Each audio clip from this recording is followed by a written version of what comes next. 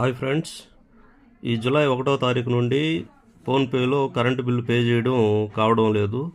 కానీ ఫోన్పేలోనే current bill pay చేసుకోవచ్చు. అది ఎలాగో చూపించడానికి ఈ చిన్న వీడియో చేస్తున్నాను. ముందుగా మన ఫోన్లో గూగుల్లో కానీ క్రోమ్లో కానీ apspdcl.in